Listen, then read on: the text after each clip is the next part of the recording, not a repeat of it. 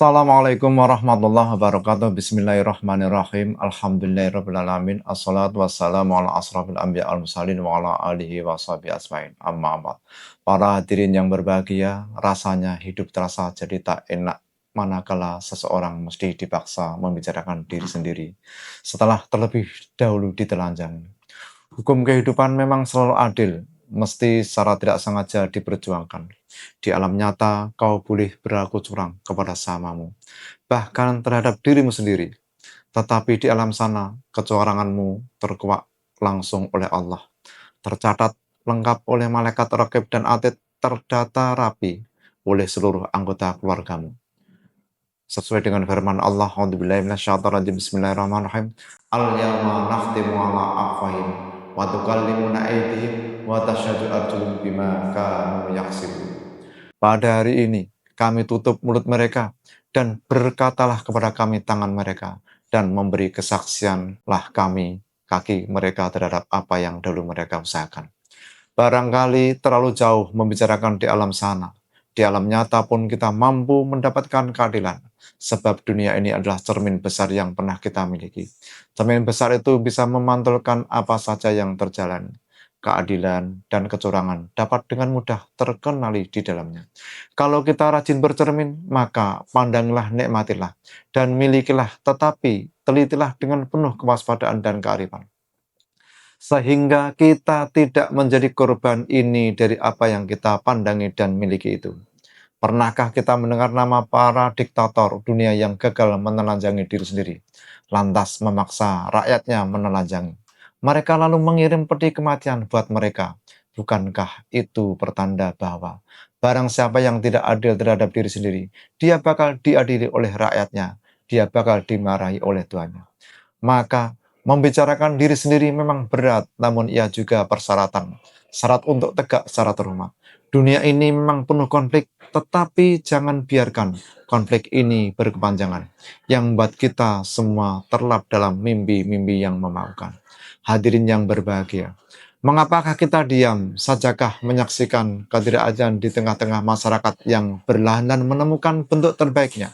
Mengapa kita tidak mau berbicara sementara di dalam mata kita melihat kedaliman, penghancuran martabat manusia antar sesama umat Tuhan yang kadang-kadang melibatkan orang-orang yang tak berdosa? Baiklah, bila kita tidak mau bicara, maka dengarkan pernyataan ini dengan baik-baik. Konflik kepentingan yang kita hadapi ini persis seperti yang menyiksa batin Nabi Musa, bahkan lebih hebat dari itu. Nabi Musa menurut Sabulika tak bisa menerima peristiwa yang tidak adil di depan matanya. Karena itu Nabi Musa protes terhadap Allah SWT dan meminta keadilannya.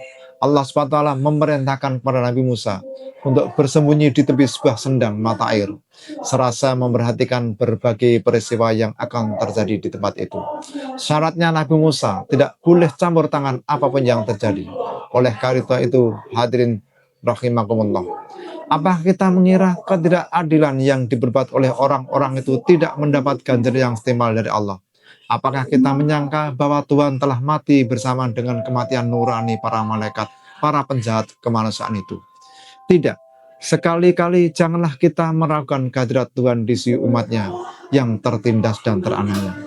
Tuhan akan selalu hidup di hati mereka yang bersih, di jiwa mereka yang jujur, dan nurani mereka yang tulus. Tuhan Allah pun akan selalu hidup melalui tangan-tangan mereka yang kurus tak terurus, melalui air mata mereka yang diyatimkan, melalui kefasihan lidah mereka yang dimiskinkan. Di saat itulah mereka yang merasa senasib dan sepenanggungan akan berjuang bersama-sama untuk menuntut hak-hak mereka yang selama ini dia sia-siakan. Hadirin rahimakumullah, kepada mereka yang dengan kualifikasi serupa itu, hendaklah kita berhati-hati, karena antara mereka dengan Allah SWT hampir tidak ada hijab. Segenap doa mereka akan tumbuh menjadi rahmat bagimu jika kita tampil sebagai Musa, Isa, atau Muhammad buat mereka. Seluruh keluhan mereka akan berubah menjadi bencana bagimu kalau kamu hadir sebagai Fir'aun, Dajjal, Abu Jahal di hadapan mereka.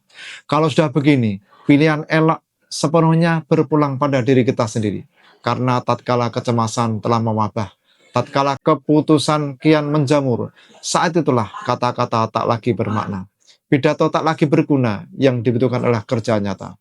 Buat mereka hidup hari ini bersama nasi putih dan singkong rebus jauh lebih berharga daripada makan roti bakar dari keju gulai. Namun hanya ada janji para pemimpinnya. Yang mereka butuhkan adalah kepastian masa depan untuk mencapai hidup dengan secerah karena yang tercerahkan. Kalaupun itu takkan ada, maka janganlah kamu salahkan mereka jika mereka berteriak di jalanan. Mengapakah kalian bicara banyak atas nama kami, tetapi justru kalian telantarkan kami? Oleh hadirin yang berbahagia. Itulah sebabnya Rasul Muhammad SAW bersabda, orang yang paling dicintai Allah adalah mereka yang paling banyak bermanfaat buat manusia.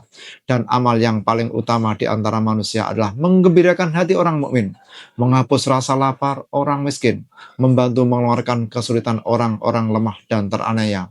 Manusia demikian, menurut Nabi, akan dikukuhkan kakinya oleh Allah di atas jembatan Shiratal Mustaqim, menuju ke surga yang luasnya seluas langit dan bumi. Semoga Allah memberikan hidayah dan hidayah kepada kita, akhirnya kita akan terbimbing menuju ke sistem yang akan bermanfaat. Demikian tausiah pada kesempatan hari ini. Kurang lebihnya mohon maaf yang sebesar-besarnya. Oleh karena itu kami akhiri. Wabillahi taufiq wal hidayah waridha walinayah. Nasrum minallah wa fatun qarib. Assalamualaikum warahmatullahi wabarakatuh.